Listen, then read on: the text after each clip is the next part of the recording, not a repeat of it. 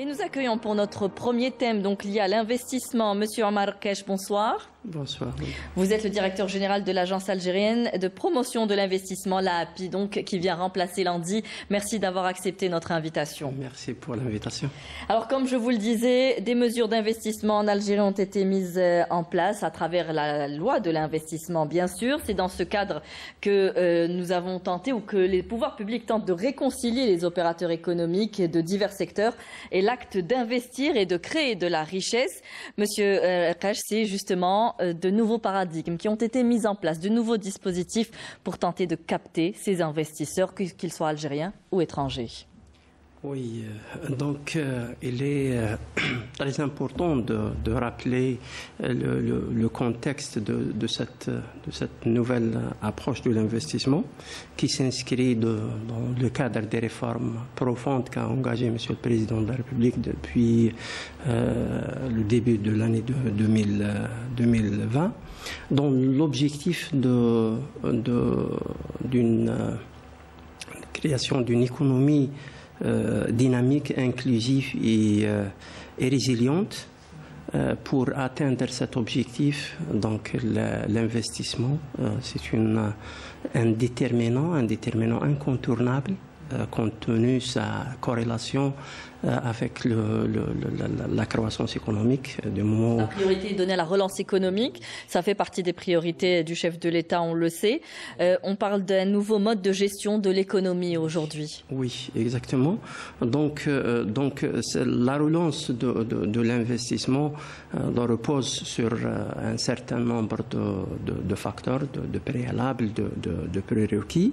Donc citant notamment la sécurité au sens large, la stabilité politique, sociale et économique, ce qui a été déjà engagé par Monsieur le Président de la République à travers l'édification des institutionnels, donc conformément à la Constitution de 2020. Il y a l'environnement économique à travers l'ensemble des réformes structurelles qu'a engagé le gouvernement pour des affaires plus sereins en Algérie. Il y a le cadre légal et réglementaire et juridique, plus précisément la sécurité, la pérennité aussi. Oui, la sécurité juridique à travers, c'est-à-dire pour la première fois, un texte au niveau à ce niveau, il est élaboré en même temps avec ces 8 textes d'application publiés au même numéro de journal. Donc on sent derrière une véritable volonté politique de vouloir assainir le climat des affaires en Algérie. Voilà, exactement. Donc il y a aussi un autre facteur, c'est la facilitation et la simplification des procédures, notamment à travers la numérisation. Donc c'est un préalable pour la réussite du processus de l'investissement. Ce gage de transparence qu'on veut proposer aujourd'hui. Nous avons aussi deux autres leviers. C'est l'accès comme vous l'avez déjà bien mentionné au début, c'est l'accès au foncier qui est l'un des leviers les plus importants pour relancer l'investissement. Il y a aussi l'accès au financement. C'est les leviers de l'investissement. Alors aujourd'hui, on vous l'avait bien dit, donc il y a eu un contexte dans lequel tout cela a été créé et mis en place. Donc l'AAPI qui vient en remplacement de l'ANDI a aussi hérité de gros dossiers qui étaient en souffrance. Plusieurs dossiers ont été assainis, d'autres sont en cours, sont toujours bloqués. Quelles sont les raisons de ce blocage? Donnez-nous quelques chiffres si vous avez sur ce qui a été réalisé depuis, je rappelle, la création de l'AAPI, en tout cas le remplacement par l'ANDI, depuis le 1er novembre 2022. La création, donc c'est l'installation de l'agence. Donc là, il faut aussi rappeler la révision en profondeur de schéma organisationnel et dispositif d'investissement. Donc la première révision, c'est de passer de l'ANDI à l'AAPI, de passer de l'ANDI à l'AAPI. Donc cette vision ou cette révision vise à la limitation du nombre d'intervenants dans l'acte d'investir et de rehausser aussi la tutelle de l'API, de l'agence, qui est devenue sous tutelle du Premier ministre, au lieu que ce soit sous tutelle du ministère de l'Industrie, qui est un département ministériel. Qu'est-ce que ça offre comme avantage aujourd'hui d'être sous la tutelle du Premier ministre? Oui, ça donne plus de force à l'agence, compte tenu de la transversalité de l'investissement. L'investissement, c'est transversal, il touche l'ensemble des départements ministériels, l'ensemble des secteurs.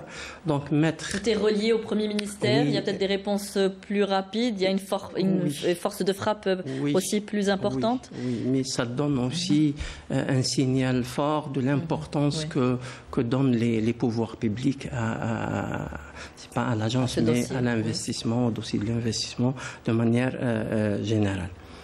Donc aussi de passer à l'ONDI à l'API, c'est un signal aussi fort pour donner, pour qu'elle soit plus visible à l'international. Quand on parle algérienne, on s'intéresse, on fait appel aussi aux idiots. On s'ouvre davantage sur le monde. Oui. Le monde extérieur. C'est-à-dire pas de l'agence nationale à l'agence algérienne. Oui, exactement. Donc après cette reconfiguration, il y a aussi une nouveauté, c'est l'introduction de la numérisation de l'investissement avec la création de la plateforme numérique de l'investisseur. Donc c'est une révision en profondeur du dispositif, c'est-à-dire pour plus de transparence, pour plus de facilitation des procédures. Donc il y a aussi la création du guichet unique des grands projets. Là, on est rentré un peu dans le vif du sujet. On parle du rôle, donc du nouveau rôle de l'API. Donc, il ne s'agit pas seulement de passer de l'ONDI à l'API, un véritable changement, un véritable schéma organisationnel qui a été mis en place. On parle beaucoup donc de facilitation, de plus de clarté, plus de transparence à travers la numérisation. Vous venez de parler de cette plateforme. On va encore en parler tout à l'heure de cette plateforme. Mais de quels moyens aussi dispose l'API justement pour rendre l'investissement. Enfin, aujourd'hui, votre rôle, c'est d'attirer le plus d'investisseurs. Donc aujourd'hui, de quels moyens disposez-vous? Donc l'État met à la disposition de l'agence tous les moyens. Donc on est en train d'installer les guichets décentralisés au niveau des 58 wilayas. Donc une présence sur l'ensemble du territoire national. Si l'État a mis à notre disposition les moyens financiers et les moyens aussi humains nécessaires pour pouvoir accomplir cette mission. Aussi, nous travaillons en étroite collaboration pour la promotion de l'investissement à l'étranger, en étroite collaboration avec le ministère des Affaires étrangères qui a mis à notre disposition aussi... Parce qu'il est important de vulgariser, d'informer sur cette nouvelle loi de l'investissement, sur les possibilités et sur votre travail également. Vous parlez tout à l'heure du guichet unique, c'est important, guichet unique également pour les grands projets. Tout sera réglé au niveau de ce guichet unique. Cela aidera à freiner, on va dire, en tout cas, la bureaucratie. C'est le rôle principal de ce guichet. Donc c'est l'objectif d'ailleurs de la création du guichet unique. Donc il est censé d'être le seul interlocuteur de l'investisseur. Donc il est appelé à donner toutes les réponses aux investisseurs. C'est-à-dire, expliquez-moi, aujourd'hui je suis un opérateur économique, je viens à votre niveau pour m'enregistrer. Bon, déjà on peut s'enregistrer au niveau de la plateforme. Est-ce qu'on retrouve tous les secteurs au niveau du guichet unique? Nous n'avons pas à passer par les autres structures, ministères. Comment ça se passe? Il y a tous les secteurs qui ont un lien direct avec l'acte d'investir sont représentés au niveau du guichet unique. Commençons par les secteurs qui sont concernés par la création d'entreprises. Oui. C'est par exemple le service de registre de commerce, le ministère du Commerce, le registre de commerce, le Centre national de registre de commerce. Nous avons aussi l'administration fiscale qui est représentée au niveau du guichet unique. Nous avons aussi les services d'urbanisme. Au sujet des permis de construire. Donc nous n'avons pas besoin de passer par les collectivités locales pour l'obtention du permis de construire, ce sera au niveau du guichet? L'opérateur, il a un seul interlocuteur, un seul interlocuteur, c'est le guichet unique. Oui. Donc derrière cette vitrine, c'est à nous de régler, c'est-à-dire c'est le but de créer le guichet unique, c'est pour éviter le va-et-vient de l'opérateur d'une administration à une autre. Est-ce qu'on prend en charge toutes les procédures? On sait que par exemple l'obtention du permis de construire est un des freins aujourd'hui qui revient le plus chez les opérateurs économiques. Est-ce que pour le règlement de ce permis de construire, cela relève de vos compétences ou est-ce que cela se fait en coordination avec les autres? Là, on est chargé de faire les procédures à la place de l'opérateur. Très bien. Ça ne veut pas dire qu'on est compétent à délivrer. Oui. C'est-à-dire on est là. C'est vous qui êtes en relation avec les différentes. Donc il y a aussi là un travail énorme qui est en train de se faire au niveau du ministère de l'Habitat pour numériser la procédure d'obtention de permis de construire. Cette procédure, elle va être interconnectée avec notre plateforme. Donc ça va. Donc cette procédure, dans le moyen terme, elle va être complètement dématérialisée. Est-ce que vous avez fixé des délais pour rendre des réponses à l'opérateur ou tout dépendra justement des autres procédures en cours? Oui. Donc, on a commencé déjà à élaborer des manuels de procédure avec l'ensemble des secteurs concernés par les procédures de l'investissement, de l'acte d'investissement. Donc, on est en train de détecter les goulots d'étranglement pour régler tout ça. Oui. Donc, les délais, ça dépend, tout dépend de dossiers. Oui. Les dossiers. S'il est complet, s'il est viable. Il y a des dossiers qui demandent des études d'impact, il y a sur l'environnement, il y a des dossiers qui demandent des études de danger, etc.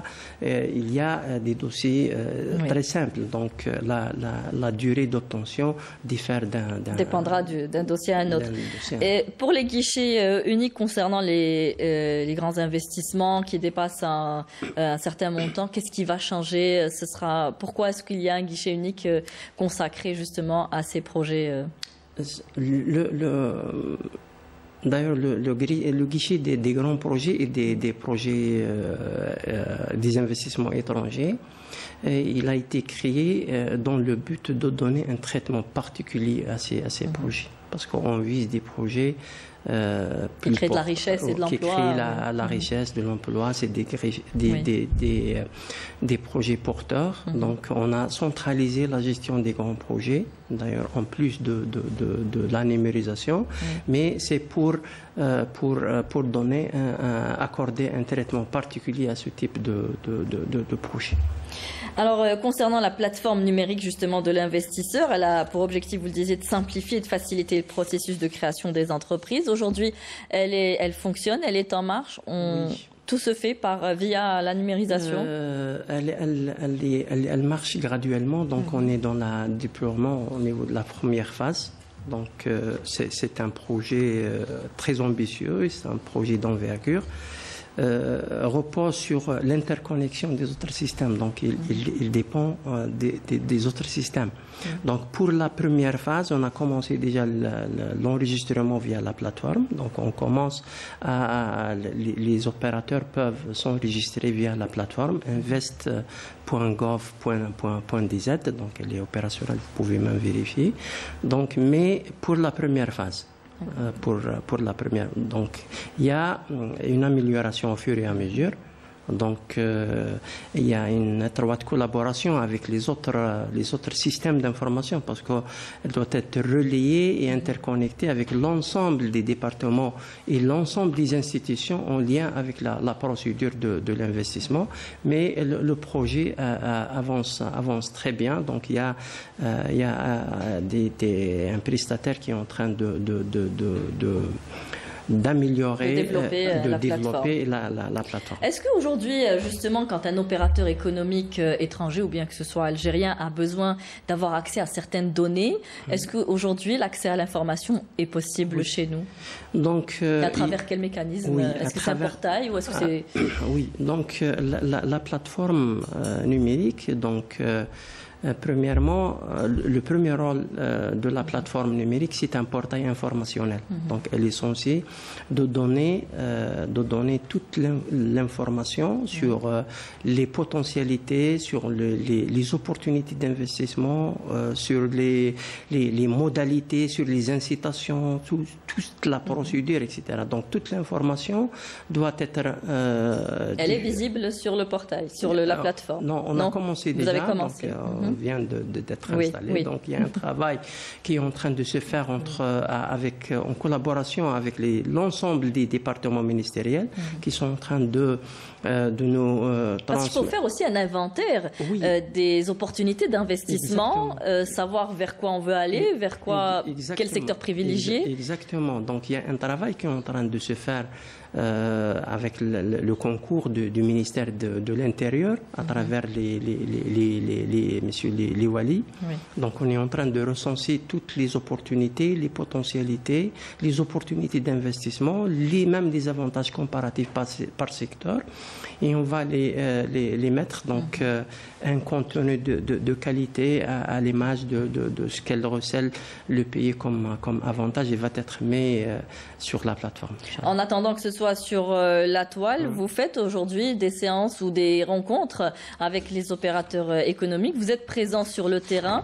C'est important d'aller à la rencontre des investisseurs et de connaître leurs problèmes, leurs doléances? Oui, exactement. Donc, nous avons, depuis l'installation, effectué plusieurs journées d'études. On a organisé plusieurs journées d'études de vulgarisation à travers le territoire national. Donc, on a commencé par des rencontres régionales et puis maintenant, on a d'ailleurs avant-hier, on a fait une journée de vulgarisation au niveau de la wilaya de Stif. Dans 3 jours, on va se retrouver dans la wilaya de Bel Abbas aussi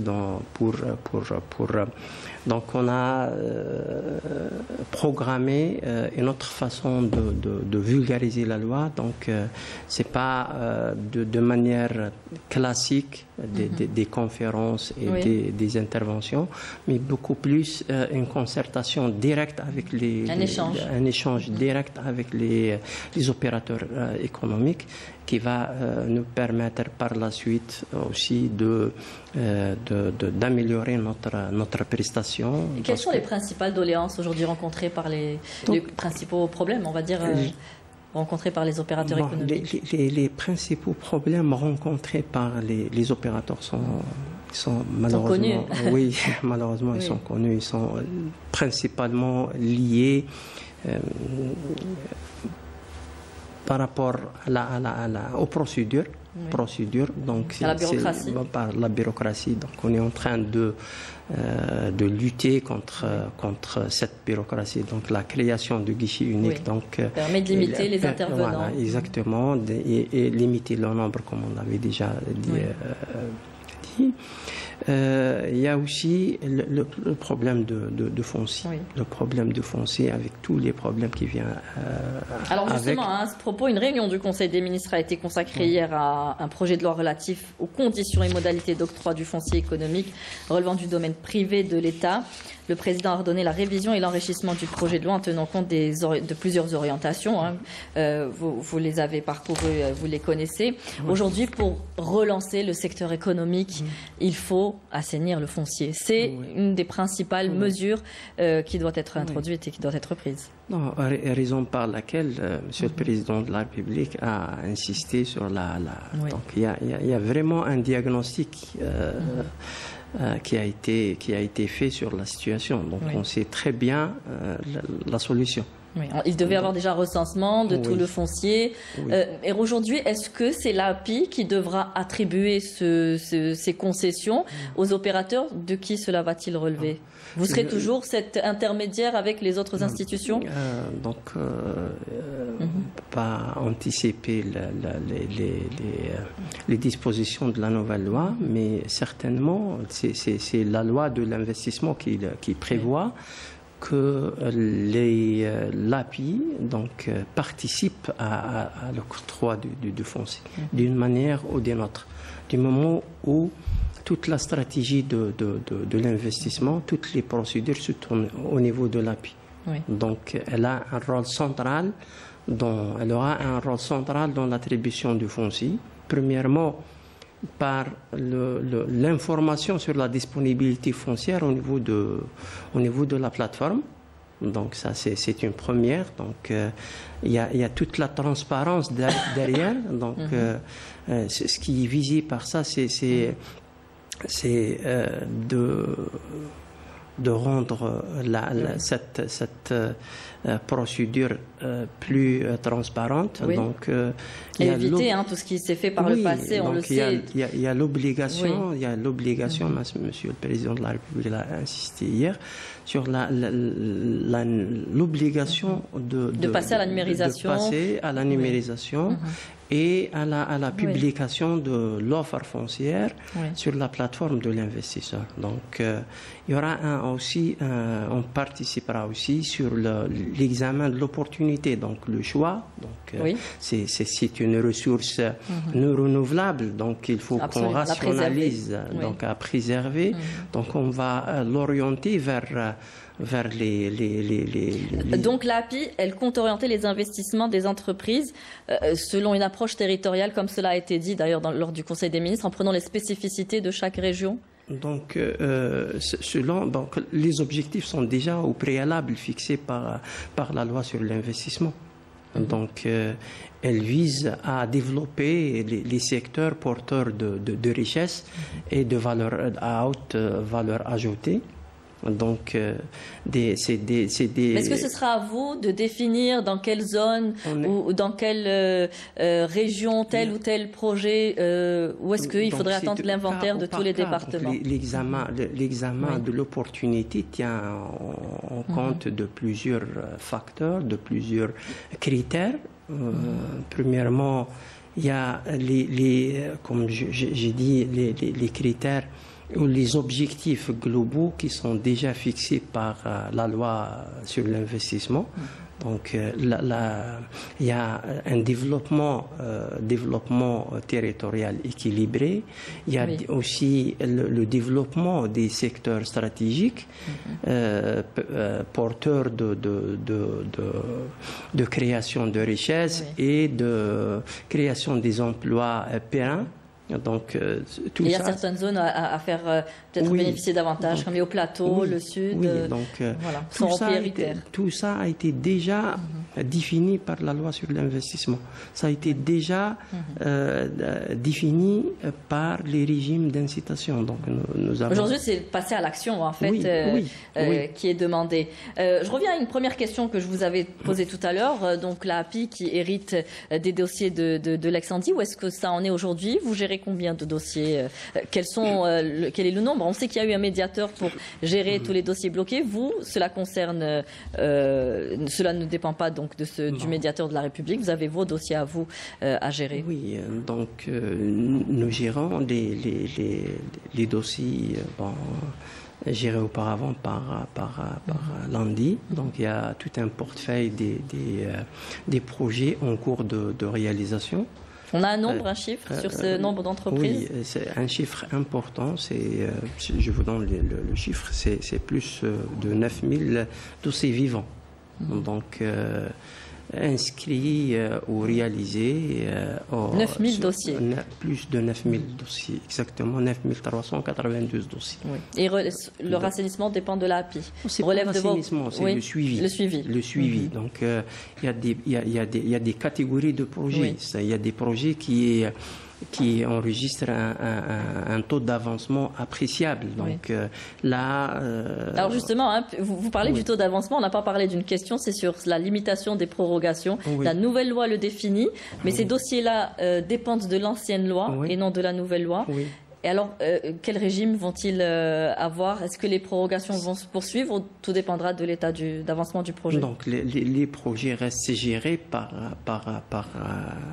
les lois sur lesquelles sont enregistrés. Mais on ne limitait pas les prorogations dans l'ancienne loi. Mais ça, on ne limitait pas, mais c'était pas systématique. C'est laissé à l'appréciation de l'agence. C'est laissé à l'appréciation quand on dit que l'opérateur ou le projet, l'investissement après la durée de réalisation peut bénéficier de prorogation. Ça ne veut pas dire qu'elle est systématique. Donc, il y a des critères à respecter. Donc il y a une procédure qui a été arrêtée c'est pas pour assainir, mais beaucoup plus pour accompagner les promoteurs à achever leur projet, pour entrer à l'exploitation. Pourquoi? Parce que c'est par équité fiscale. Donc, nous avons des projets qui ont bénéficié d'une infinité de prorogations, or que la nouvelle loi limite à une seule fois. C'est vrai que la nouvelle loi a pris en considération la principale contrainte qui empêchait la réalisation à temps, c'est le permis de construire. Parce que la nouvelle loi... Ce sera à partir de l'attribution... À partir de l'obtention de permis quand le compte à rebours commence à... On arrive un peu à la fin de cet entretien. Je vous poserai une dernière question. Est-ce que depuis l'installation de la API, vous avez enregistré une adhésion, des résultats? Oui, effectivement. Donc j'ai le bilan qui est vraiment... très satisfaisant pour nous. Encourageant. Parce que il y a vraiment un engouement enregistré. Au niveau des investisseurs, locaux ou étrangers? Les deux. On a un chiffre? Oui, je peux vous donner un chiffre. Donc, depuis le 1er novembre, la première entrée en vigueur de la nouvelle loi jusqu'au 19 janvier 2023, nous avons enregistré 852, ça fait 3-4 jours, on a donné un autre chiffre pour vous ça évolue. montrer que ça évolue. Donc il y a toujours aussi d'autres projets qui sont à l'examen au niveau des guichets uniques. Donc 852 projets enregistrés. Donc algériens, étrangers. D'accord. Combien d'étrangers? Dans 31 projets qui ont été enregistrés au niveau des guichets du grand projet. Nous avons des IDIE, donc 10 projets dans quel secteur? étrangers, plusieurs secteurs. Donc plusieurs secteurs. Si vous voulez des détails, on a les détails. Il nous reste 2 ou 3 minutes, donc, nous avons plusieurs secteurs, donc, principalement dans l'industrie. Nous avons un projet structurant, en plus des projets, EDIE, nous avons aussi 14 projets en partenariat. Donc, en tout, il y a 14 et 10, 24 projets impliquant des grands projets, des étrangers, plusieurs nationalités, si vous voulez. Nous avons des Chinois, des Jordaniens, des Syriens, des Égyptiens. Nous avons un projet. Vous dites l'industrie, de quelle industrie? Agroalimentaire, pharmaceutique. Il y a le pharma, il y a le pharma. Bon, pour la chimie, l'industrie, la sidérurgie, le métallique, nous avons aussi l'agroalimentaire, nous avons aussi l'industrie du bois, liège, textile. Donc il y a plusieurs secteurs. Nous avons aussi plusieurs dossiers qui sont en phase d'examen. Donc, si on aura l'occasion, dans 4 jours, on va vous donner un autre chiffre. Donc, pour dire qu'il y a un intérêt quand même qui est porté. Exactement. Donc il y a une adhésion aussi. Il y a une adhésion. Il y a des opérateurs économiques. Il y a une confiance qui s'installe. Il y a une confiance qui s'installe dans le nouveau système.